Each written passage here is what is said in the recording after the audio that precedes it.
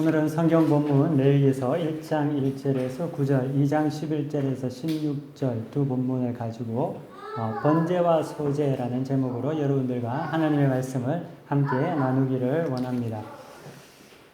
레위기의 주제는 여러분들이 아시는 분들은 아시겠지만 주제는 거룩이라는 것입니다. 그러면 거룩이 무엇인가? 이 거룩이 무엇인지를 알아야죠. 거룩이라는 것은 깊은 영성 생활하는 것, 그리고 지금 오늘 제가 사제복을 입었는데 로만 컬러죠. 근데 이 옷을 입고 있는 사람, 이런 사람이 예배를 집례하는 그러한 것, 이것을 거룩이라고 이해해서는 안 됩니다. 제가 과거에 만난 어떤 분은 거룩을 잘못 이해했던 분이 계십니다. 그분은 개인적으로 기도 생활을 아주 많이 한다는 분이었는데요. 종종 이제 밤 깊은 시간 동안 한 3시간, 4시간 동안 아주 깊이 기도한다고 하시는 분이었습니다.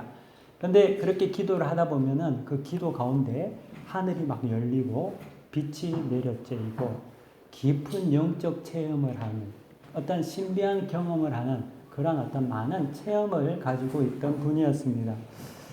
제가 그렇게 기도 많이 하는 분이 교회에 오시니까 나름 제 마음에 기뻤습니다. 기도 많이 하신 분이 왔으니까 사역에 좀 탄력이 붙겠다, 좋겠다라는 그러한 마음을 가졌습니다. 그런데 이렇게 쭉 지나다 보니까 그 기도에 반해서 삶이 뭔가 좀 이상하게 보이기 시작합니다. 좀 수상한 점이 있단 말이죠. 왜냐하면은 기도를 하면은 자꾸만 사람의 죄가 보이고 그 죄에 대해서 지적을 합니다. 사람의 죄를 지적하는 것은 참으로 쉽지 않거든요. 목사도 그렇게 쉽게 할 수 없는 건데 말이죠. 그리고 신앙 공동체를 돌보는 것이 그렇게 우선이 아니라 자기 어떤 사정이나 자기 어떤 일, 업무에 대해서 교회의 사역이나 일들이 방해를 받으면 그걸 굉장히 싫어하고 못마땅해 했습니다. 그러다 보니까 교회 생활을 오래 하지 못하고 떠나게 되었죠. 물론 그분이 다른 곳에서도 그렇게 오랜 신앙생활을 하지 못하고 떠돌이 생활을 했던 분으로 기억합니다.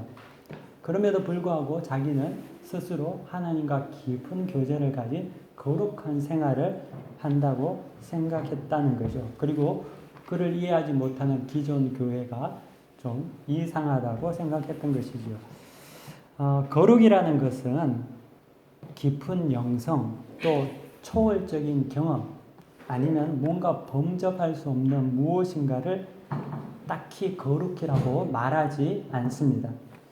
수도사, 예를 들면 목사, 동정을 바친 가톨릭 사제를 거룩이라는 말로 표현 다 할 수 없다는 거죠. 만약에 그게 리꼴이라는 등식이 된다면 굉장히 여러분들은 많은 시험에 들고 살아갈 것이라고 생각합니다.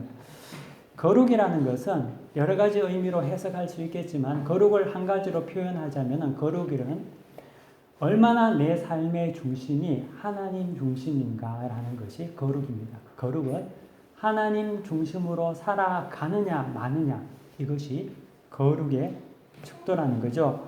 기도의 장단 또는 예배의 참석 유무를 따지기 이전에 내 삶이 얼마나 하나님 중심으로 살아가고 있느냐 이것이 거룩이라는 거죠. 그러면 여러분 하나님 중심으로 살아간다 라는 것은 또 무슨 말입니까? 이게 참 쉽지 않다는 거죠. 굉장히 추상적으로 들릴 수 있지 않습니까? 하나님 중심으로 사는 삶을 거룩이라고 했는데 그럼 하나님 중심으로 사는 걸 뭘 말하는 거냐? 라고 되물을 수 있을지 모릅니다. 하나님 중심으로 산다는 것은 하나님의 말씀대로 사는 것을 말합니다.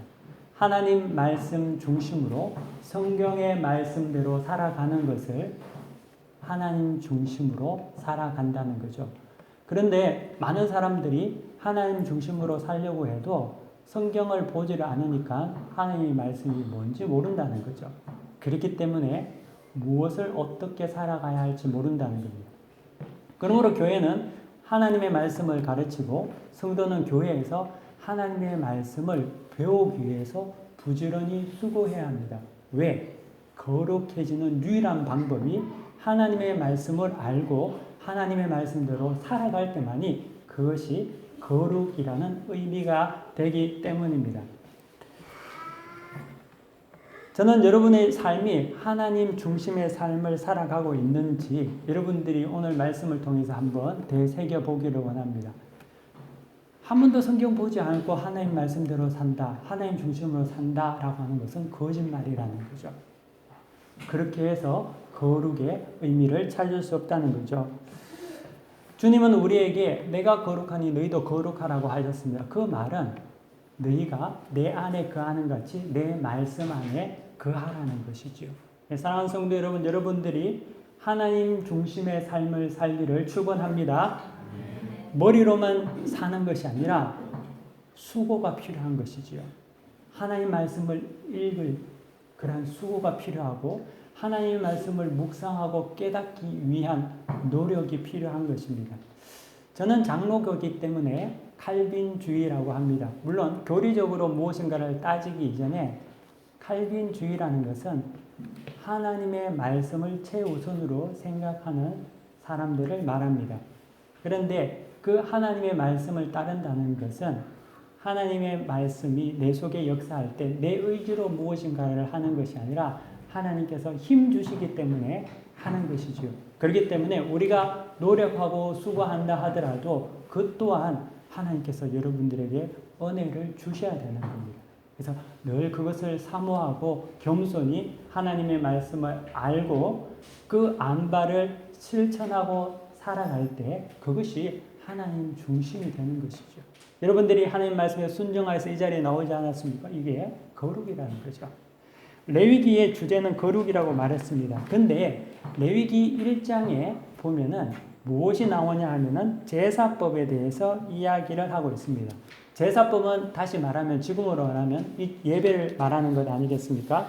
그런데 레위기 주제가 거룩인데 이 거룩에 관한 책에 가장 먼저 1장부터 5장까지 나오는 내용이 제사법이라는 거죠. 예배에 관해서 말하고 있다는 거죠. 이 말은 거룩의 첫 번째 단추, 첫 걸음이 예배에서부터 시작한다는 말입니다. 예배를 소홀히 하면서 거룩해질 수 없습니다. 예배를 소홀히 하면서 하나님과 가까워질 수 없다는 말입니다. 하나님께서는 우리에게 명령하셨습니다. 내가 거룩하니 너희도 거룩해라. 그 첫 단추, 시작이 예배에 있다는 겁니다.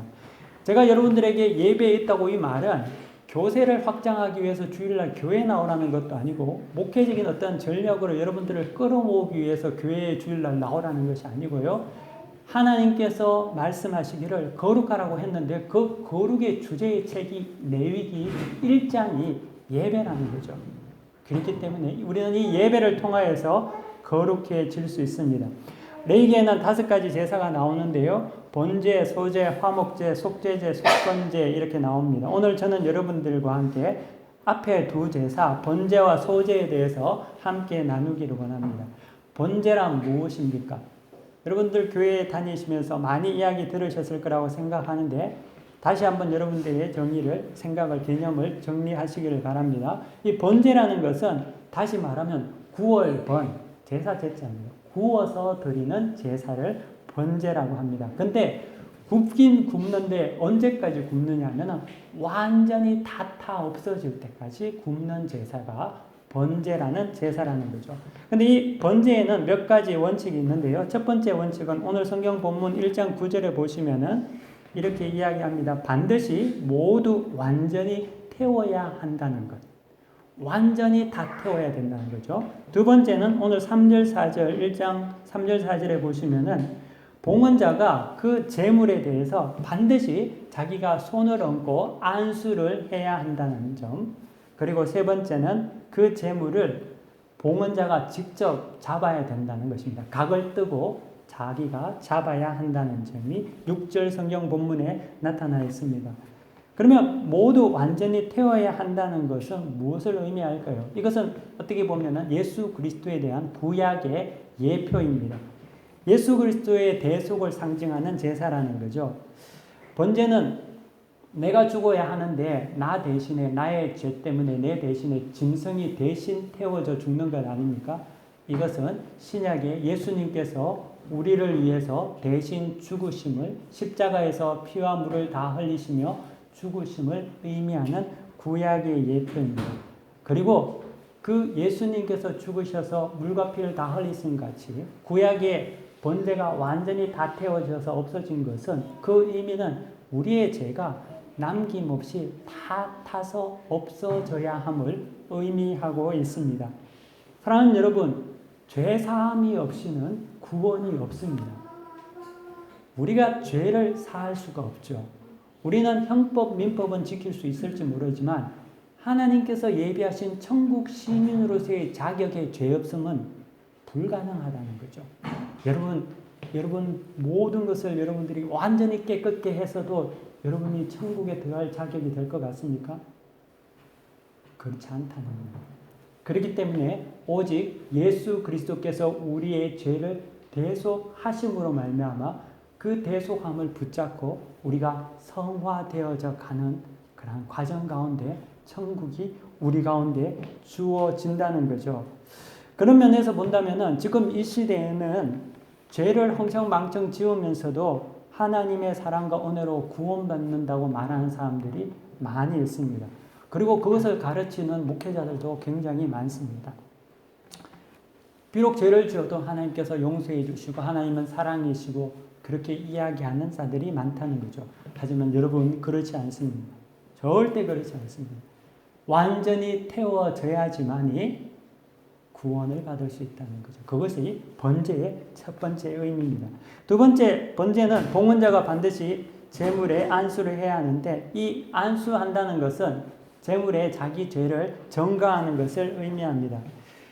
제사를 드릴 때에도 하나님께서 받는 제사가 있고 하나님께서 거부하는 제사가 있는데, 오늘 성경에 보면은 그를 위하여 기쁘시게 받도록 그 제물이 연락될 수 있도록 반드시 봉헌자는 그 예물에 안수를 해야 한다는 거죠. 이것은 우리의 죄의 고백이 없이는 예배가 하나님 앞에 연락되지 않는다는 겁니다. 여러분, 죄에 대한 반응이 어떻습니까? 죄를 지으면 사람이 어떻게 되죠? 수치스럽죠. 부끄럽죠. 죄를 지으면 사실 눈을 제대로 뜰 수가 없고 마음이 아파하는 겁니다. 우리가 예배 자리에 나올 때 죄에 대한 안수를 한다는 구약의 의미라는 것은 애통하는 마음으로, 부끄러운 마음으로 하나님 앞에 나온다는 의미가 있는 것입니다. 하지만 지금은 사실 예배 자리에 나오면서 애통하는 마음, 하나님 앞에 부끄러운 마음으로 나오는 자들은 그렇게 많지 않다는 거죠. 여러분 어떻습니까? 여러분 오늘 교회에 나오셨는데 하나님 앞에서 여러분들이 죄성에 대해서 미안하고 부끄러운 마음으로 나왔습니까? 만약에 그렇다면은 그것이 하나님께서 우리에게 원하시는 마음이라는 거죠. 여러분, 죄에 대해서 애통함이 있다면, 내가 하나님 앞에 나오는 그런 어떤 마음들이 있다면 어떻게 예배 시간에 늦을 수가 있겠습니까? 부끄럽고 수치스러운데 그 죄 때문에 하나님 앞에 나올 때 그렇게 못하죠. 찬양 부르는데 찬양이 그렇게 냉랭할 수가 있을까요? 그렇게 영혼 없이 찬양을 부를 수 있을까요? 기도하는데 기도의 소리가 그렇게 힘이 없이 기도할 수 있겠습니까? 아니죠. 그런데도 우리는 그렇게 예배를 드린다는 거예요. 이 말은 구약의 번제의 의미에서 본다면 안수를 하지 않는다는 거거든요. 죄를 전가하지, 하나님 앞에 고백하지 않는다는 그러한 의미라는 거죠. 그래서 그 예배를 드려도 연락되지 않는다는 겁니다.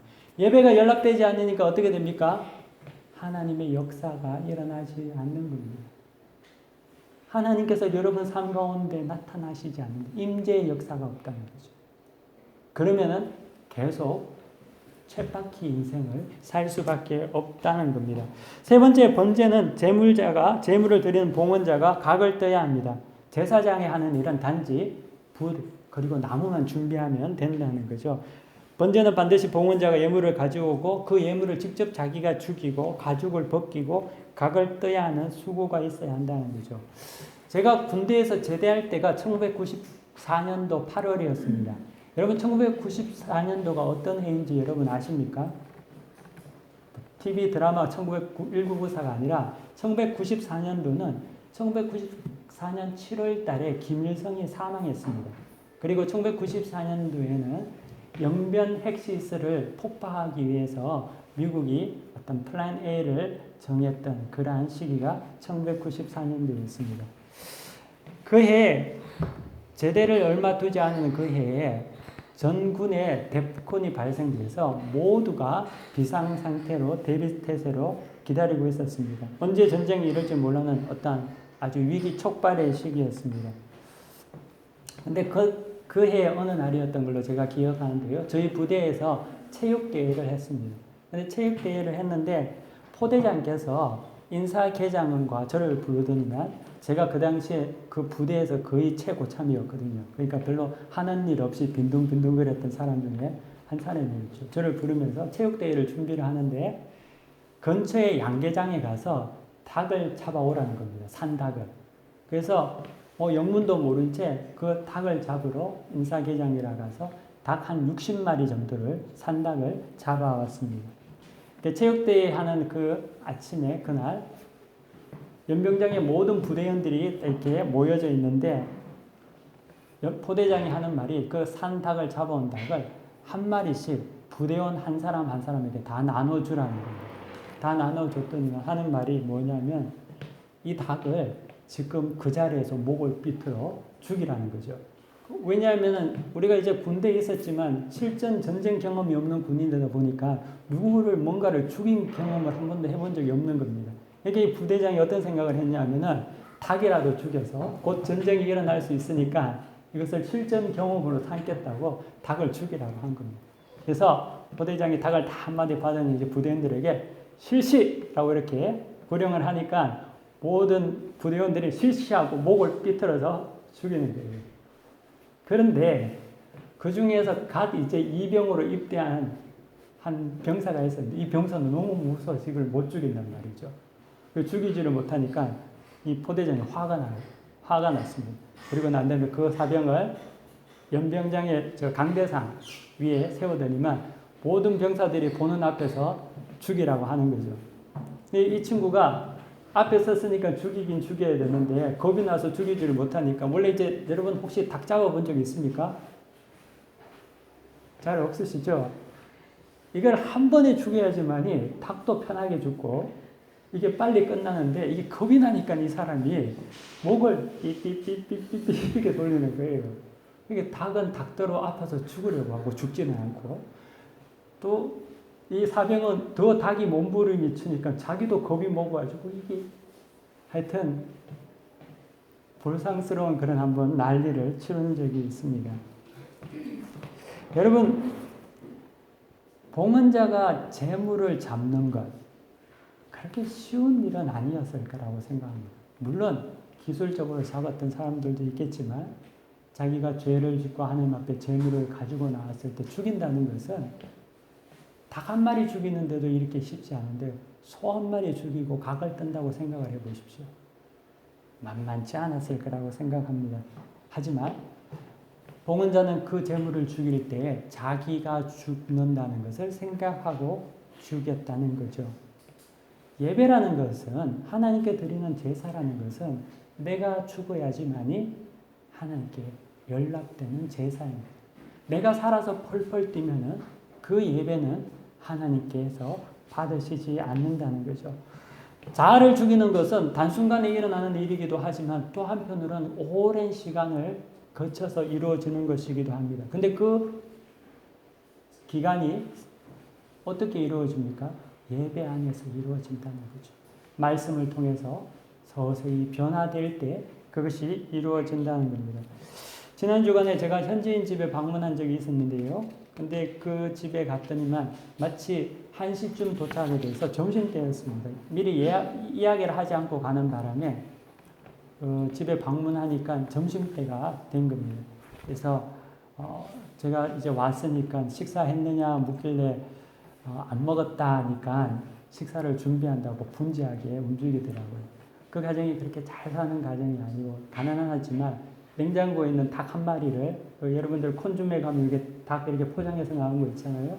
그걸 한 마리를 꺼내서 그걸 가지고 필렛을 하려고 이제 요리를 시작합니다. 그래서 제가 이제 보다가 저도 뭔가를 좀 도와야겠다 싶어서 옆에서 도와줬습니다. 필렛이라는 게 닭의 각을 떠는 거 아닙니까? 다 이렇게 납작하게 썰어서 만드는 거죠. 그 닭 한 마리 필렛 하는데 한 30분 좋게 걸리더라고요. 뼈 추려내고 이렇게 하는 것들. 여러분, 이 말은 우리가 예배를 드리고 하나님을 섬기는 이 모든 것들은 우리의 헌신과 수고를 요구한다는 거죠. 하나의 어떤 관중으로서의 어떠한 것들이 아니라는 겁니다.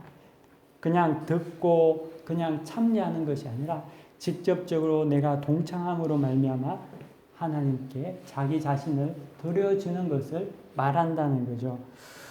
우리는 하나님께 예배를 드릴 때 우리 자신의 몸과 마음 뿐만 아니라 우리가 실제적으로 모든 것을 하나님께 드려야 합니다. 그것이 번제의 의미라는 거죠. 그리고 또 한다고 해서 생색 낼 것도 없다는 거죠. 내가 이거 하니까 내가 뭔가 그것도 아니라는 거죠. 그저 하나님께서 나에게 허락하여 주심에 감사할 뿐이라는 거죠. 이것이 번제의 의미라는 겁니다.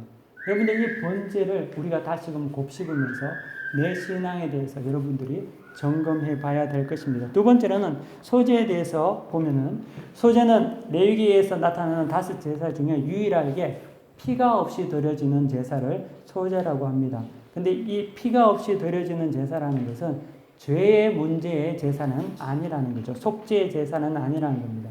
이 소제를 히브리 말로 하면은 민하라고 이야기한다고 합니다. 근데 이 민하는 어떤 의미를 가지고 있느냐 하면 높은 분들에게 선물을 주는, 잘 보이기 위해서 뭔가를 하는 것을 민하라고 합니다.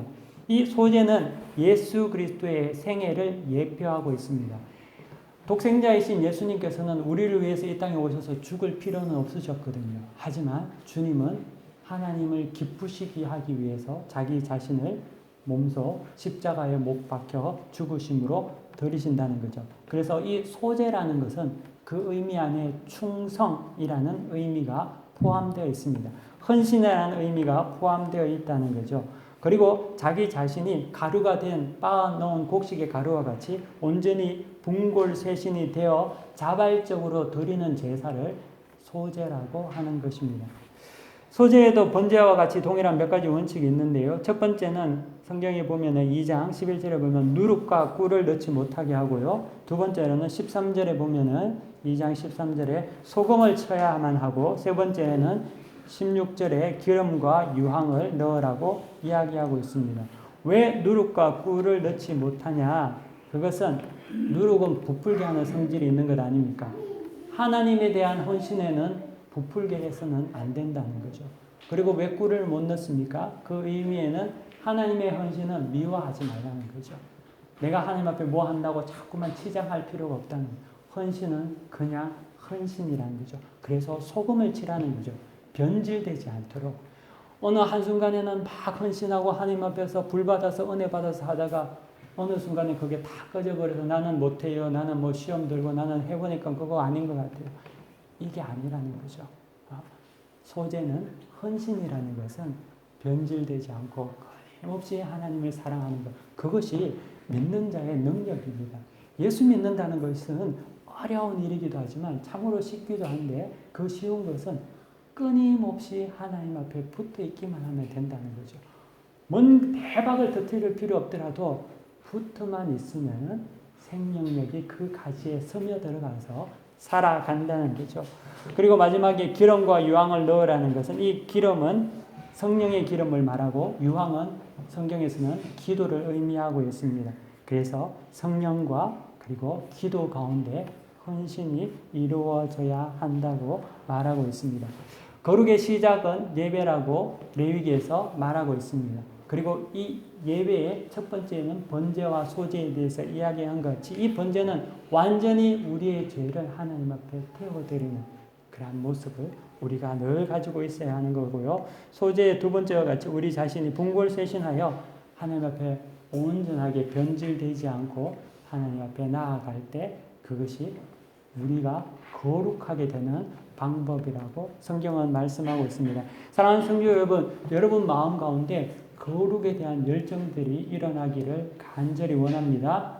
거룩해도 되고 안 해도 되고 이 문제가 아니라 성령께서 여러분 마음속에 역사하여 주셔서 나도 하나님을 닮아가는 거룩한 백성으로 살기를 원하는 마음들이 일어나기를 원하고 그 마음 가운데 번제와 같이 여러분의 죄를 온전히 태워드리고 하나님과 교제하고 예수님께서 우리를 위해서 죽으셨던 그 헌신과 같이 그런 헌신이 여러분 삶 속에 날마다 일어나기를 간절히 축원합니다. 다 함께 기도하겠습니다. 살아계셔서 역사하시는 하나님 감사합니다. 오늘 주의 말씀을 가지고 우리가 어떻게 거룩하게 되는지 그리고 이 거룩의 첫 번째 단추인 예배 가운데 예배를 우리가 다시금 생각하게 되었습니다. 하나님 아버지 우리가 이 말씀을 통하여서 우리 자신을 돌이켜보게 하여 주시고 이 말씀을 씹어 먹게 하여 주시고 우리 삶 속에 적용하게 하여 주셔서 말씀대로 살아감으로 하나님 은혜에 동참하는 우리 모두가 되게 축복하여 주옵소서. 모든 것을 주님께 의탁하며 예수님 이름으로 간절히 기도드립니다. 아멘. 다 함께 자리에서 일어나셔서 폐 찬송 부르시겠습니다. 423장입니다.